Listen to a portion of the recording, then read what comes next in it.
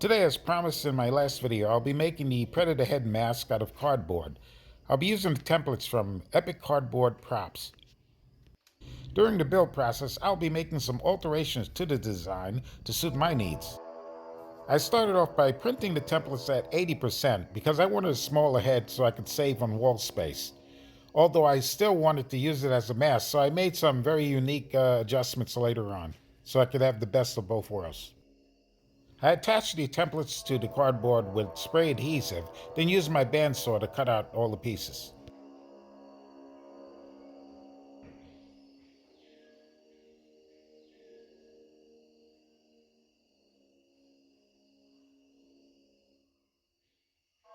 My buddy at Epic Cardboard Props have made his templates very user-friendly.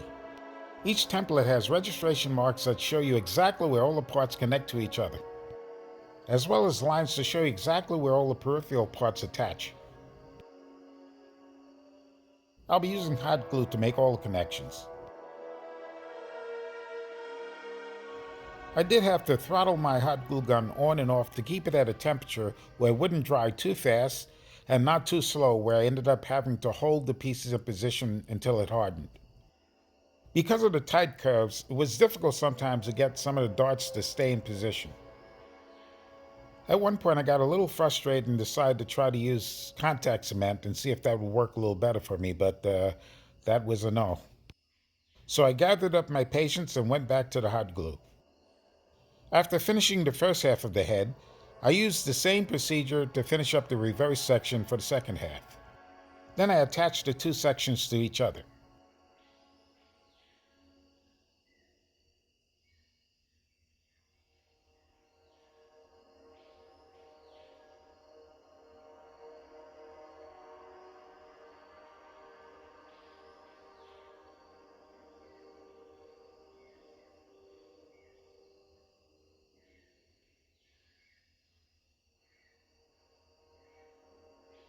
Two template pieces had to be combined to create the nose.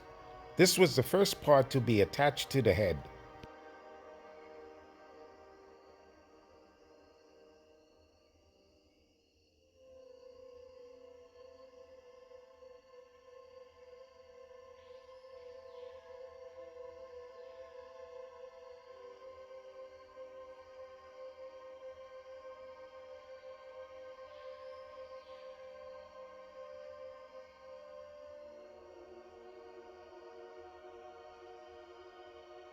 I pre-assembled all of the facial features for both the left and right side before attaching them to the head.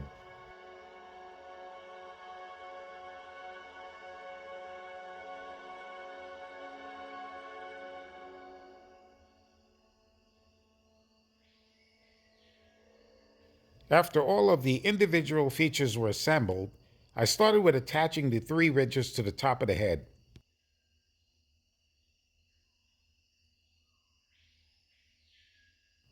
Then I attached the eyebrows, cheek features, nose, and chin to both sides of the face.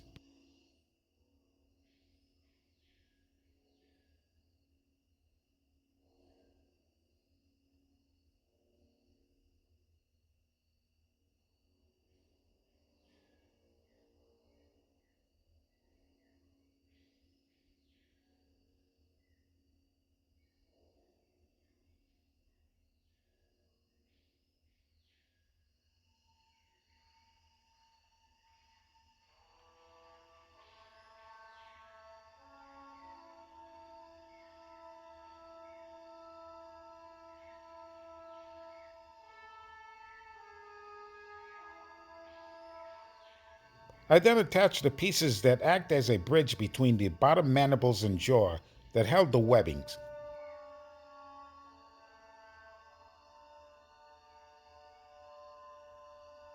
I'm prepping the rear head ridges to be attached, but I'll be making some major alterations on this a little later. If you're planning on following along on any build while you do yours, my recommendation to you is that you watch the entire video first. That way you can see what alterations are made in the process, or just to realize which changes you would make to personalize the build. As you'll see later in this video, much of the work that I'm doing at this particular moment, I ended up cutting away so I could change the design.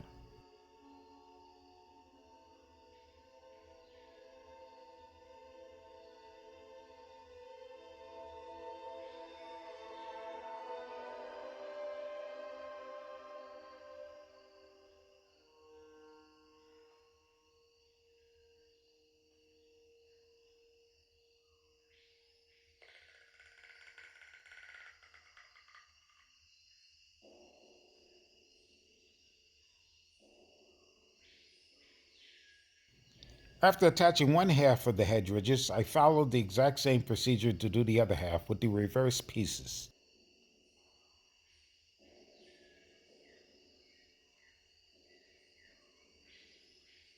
I hot glued pieces of cardboard between the ridges to stiffen up the structure.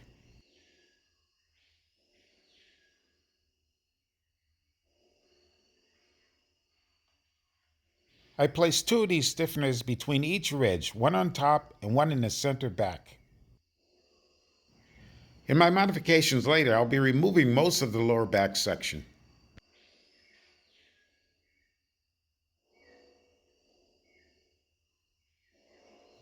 I'm cutting a 2-inch strip of cardboard. I'll peel off the single layer for each side, roll them up into a tube, and utilize them as the bottom extensions for the mandibles.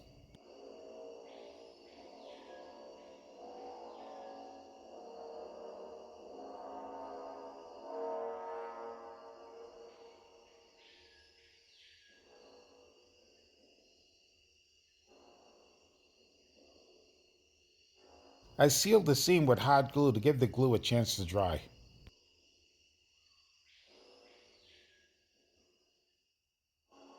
To get that 90-degree angle, I cut a V shape in the center of the tubing, bend it over, and seal it with hot glue.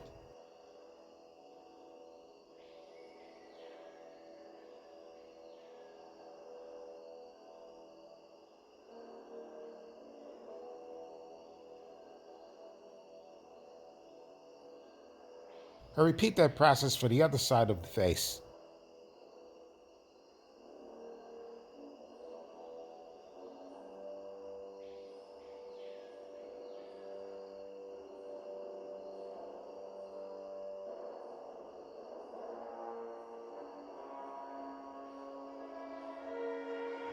I used my X-Acto knife to cut a cavern into the aforementioned bridge piece. I'll flatten one sides of each of the tubular mandibles that I made previously and insert them in there with hot glue.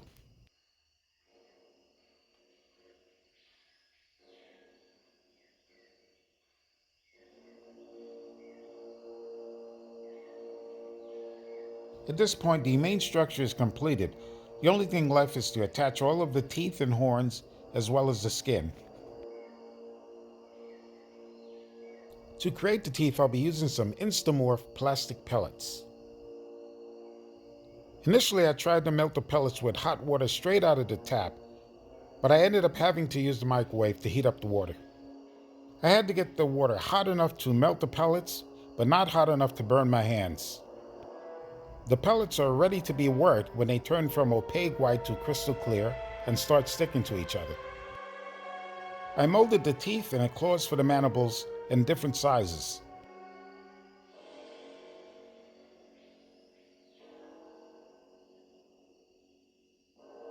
The largest claws were the only ones that needed a little sanding with my Dremel rotary tool.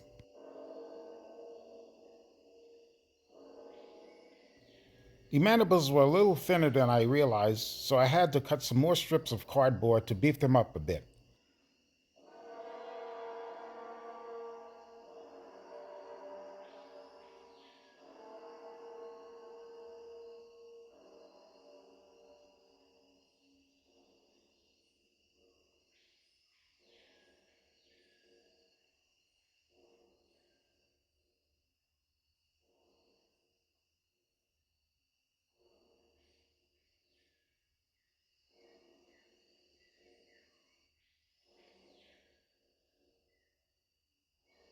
I used hot glue to attach all the teeth and claws.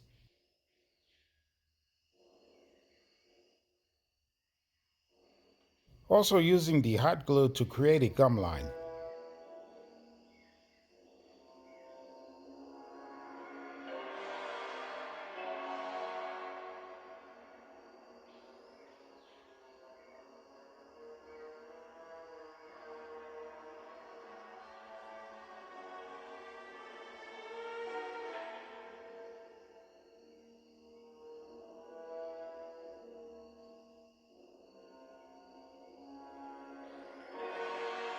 With the teeth and claws completed, it was time to start applying the first layer of skin.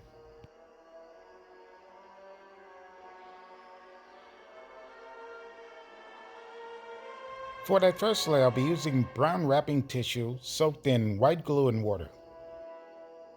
Removing as much water as possible from the soaked paper and then smearing on white glue. Making sure to get full coverage, but also leaving all the details of the crevices.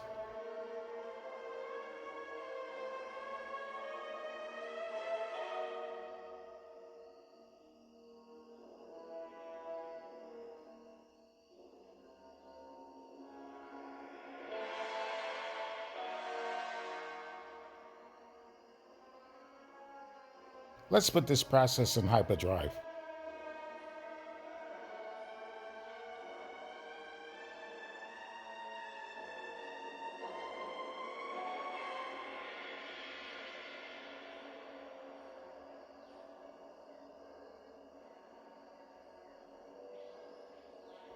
Because of the large spaces between the head ridges, I'm going to have to apply some tissue first so I'll have a surface to mount the first layer of skin. For that process, I use spray adhesive.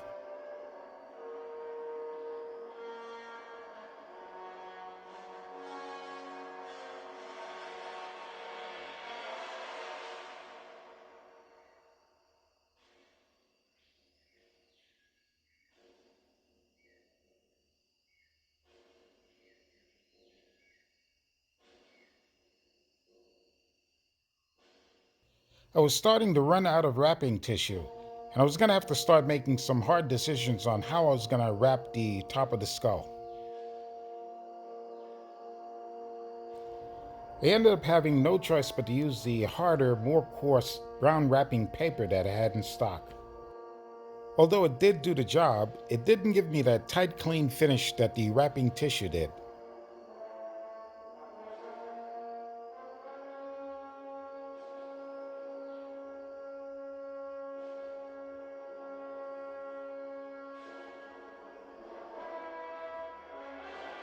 I pulled out the small amount of softer paper that I was saving for the outer layer of the skin, and I hoped that it would be enough to complete the job. I cut the paper into manageable sized pieces, crumpled and folded it to add texture for the outer skin.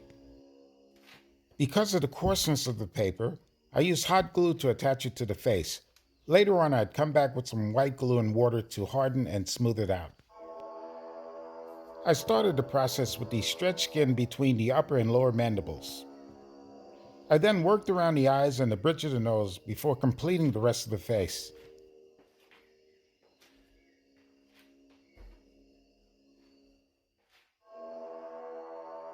Still making sure not to lose the definition around the contours.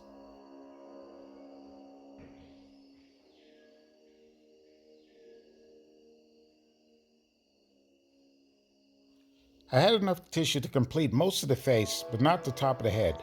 But I did make an order with Amazon to get more of the special tissue. Unfortunately, as it does happen with Amazon, I ended up getting hard paper again. Instead of returning it and slowing down the project, I decided to do the best I could with it. And it was a challenge.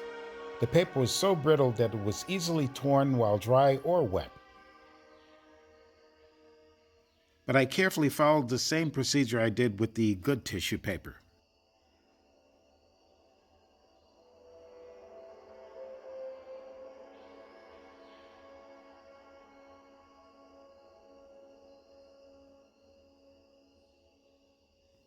It was now time to attach the dreads, but instead of using the original design of cardboard, I ordered some foam EVA dowels from Joann Fabrics.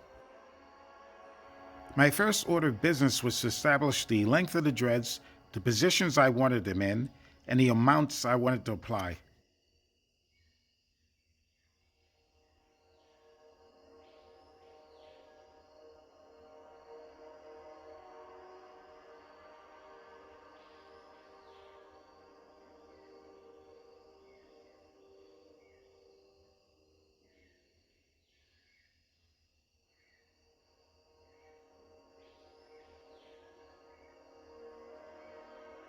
At this point, I realized that I wanted to make some major adjustments to the mask.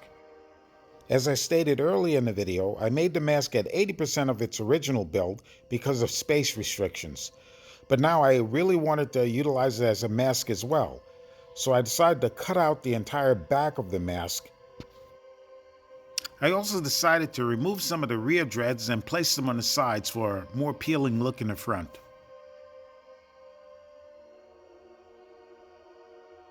But first I had to complete the application of the outer skin.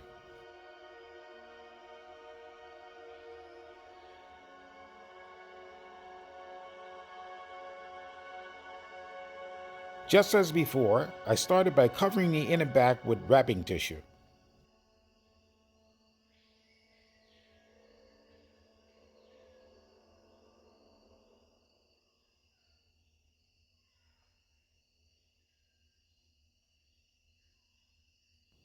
I used hot glue to seal it in, and then applied that brittle wrapping paper that I got from Amazon.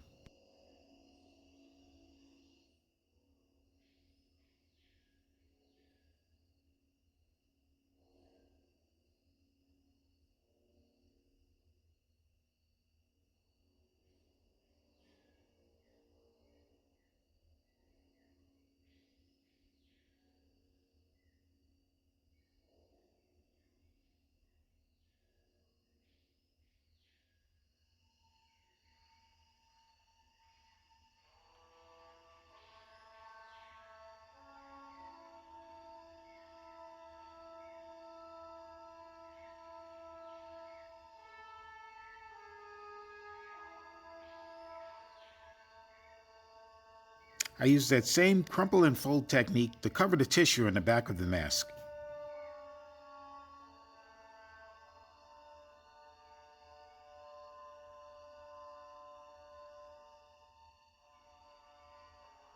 I'm repositioning some of the dreads from the back to the side. I'm using my X-Acto knife to create caverns where I'll place the dreads.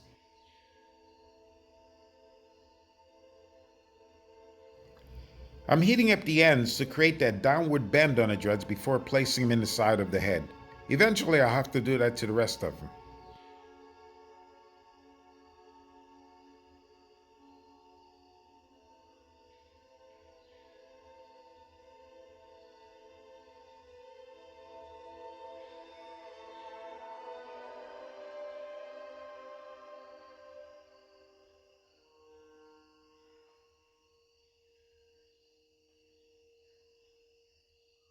After getting all the dreads bent in the proper position, I used some white glue and water to try to smooth out some of the facial features.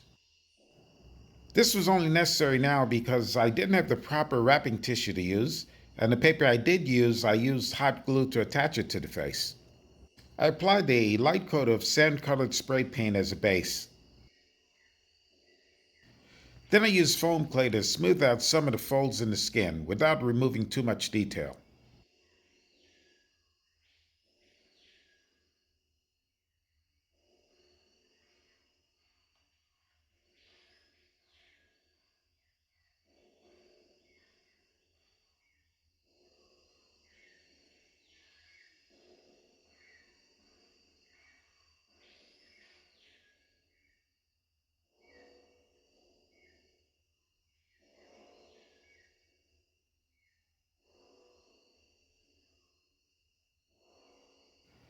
The only thing left to this project was painting, and I'm going to try my hand at airbrushing for the first time.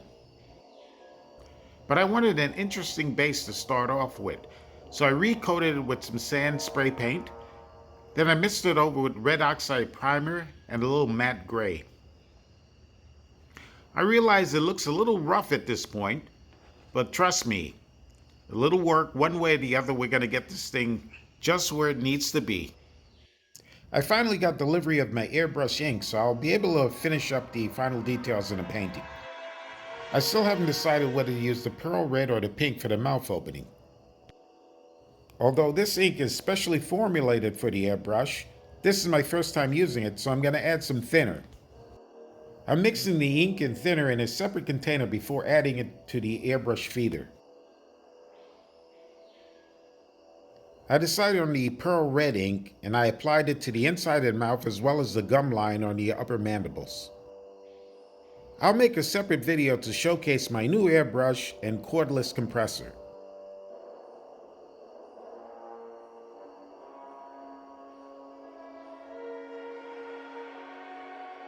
I'll be using pearl gold for the highlighted parts of the face.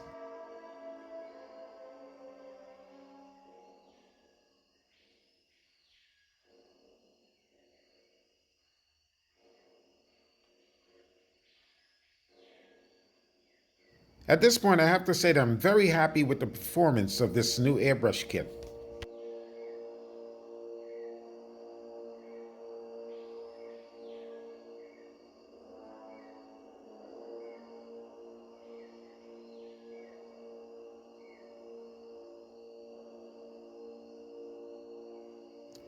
I'll be using black paint to darken the eye sockets as well as shading the face and its crevices.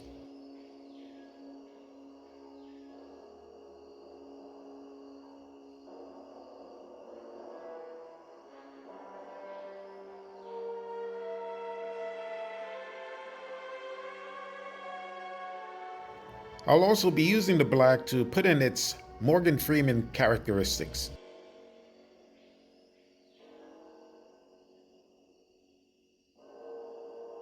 The darker sections of the forehead will be done with brown ochre.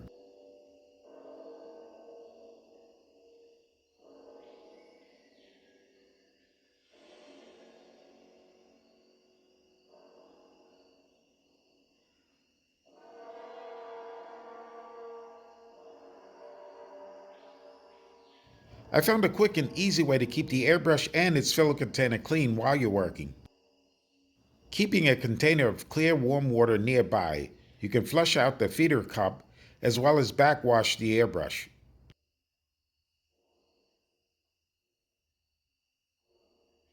I used a diluted mix of gray paint to finish up all the shading. Using the backwash method, you can easily and more efficiently mix the paint and thinner inside the feeder cup.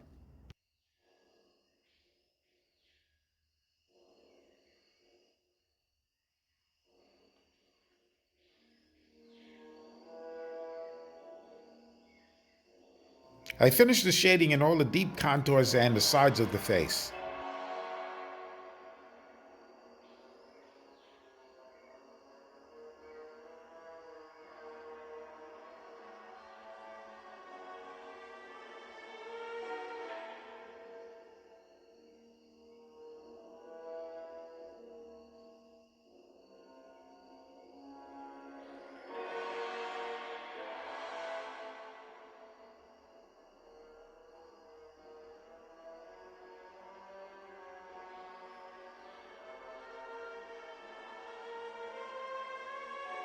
Using a brush was the best option to whiten the balls of the eyes.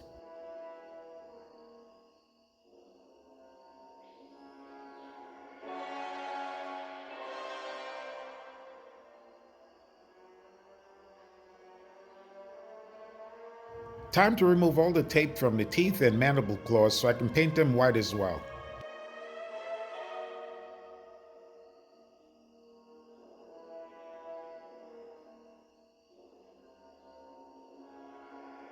I'll also remove all the paint protection from the dreads so I can attach the bands.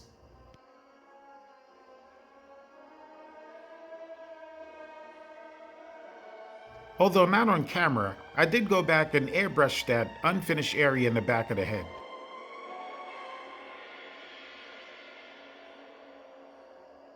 This is a wearable mask, so as for my usual protocol, I'll be using spray adhesive to attach a felt lining to the inside. I'll also be putting the head straps on.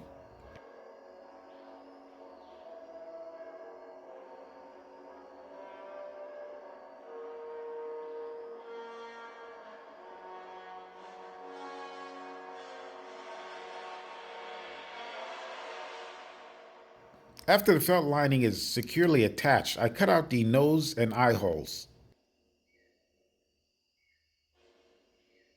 I'm crazy gluing elastic straps on each side of the mask with Velcro attached to the ends.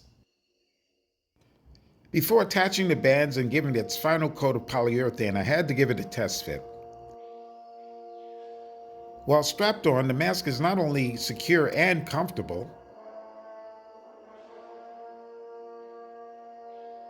I can actually use it with my glasses on. I missed it on some of the colors that I used for the Predator head on 2mm strips then scribbled on some faux predator symbols. I cut the strips into 2¼ inch pieces and attached them to the dreads with contact cement.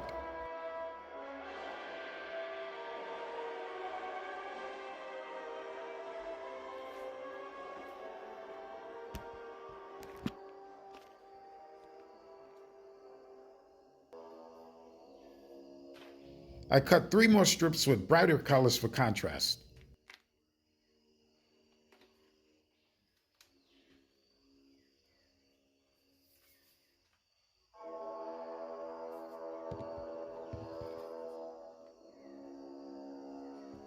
After a quick coating of polyurethane, this project is completed.